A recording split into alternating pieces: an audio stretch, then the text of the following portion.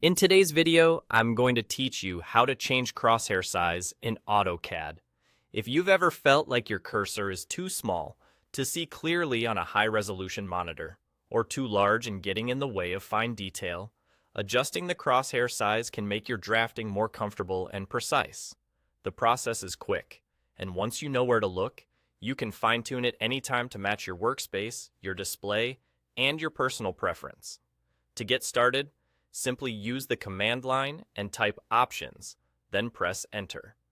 That one command opens the Options dialog, which is the central hub for many of your visual and program preferences. If you're new to AutoCAD, think of it as your control center for how the software looks and behaves while you work. You don't need to change anything else in here.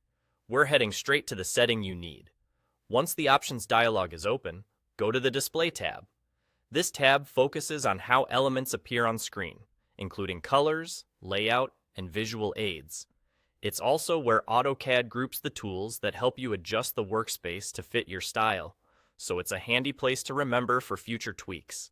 Inside the Display tab, you'll see a slider for crosshair size. This slider controls how large the crosshair appears relative to your screen. Moving it to the left makes the crosshair more compact, which can help reduce visual clutter when you're working on small, detailed areas. Sliding it to the right enlarges the crosshair, which can be helpful on large monitors with complex drawings or when you want stronger visual alignment cues across the screen. The change you make here is purely visual. It doesn't affect drawing accuracy, file size, or printed output. Adjust it to your liking and click Apply, and there you go.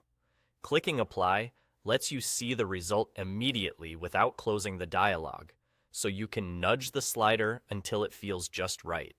Many users prefer a medium to large size for general drafting, while a smaller size can be useful when annotating or editing dense areas. The best choice is the one that helps your eye track geometry comfortably without distraction.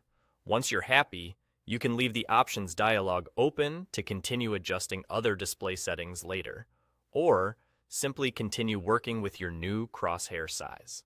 That's all you need. A simple change that can make your day-to-day drafting smoother and easier on the eyes. Thanks for watching, and enjoy a workspace that fits the way you work.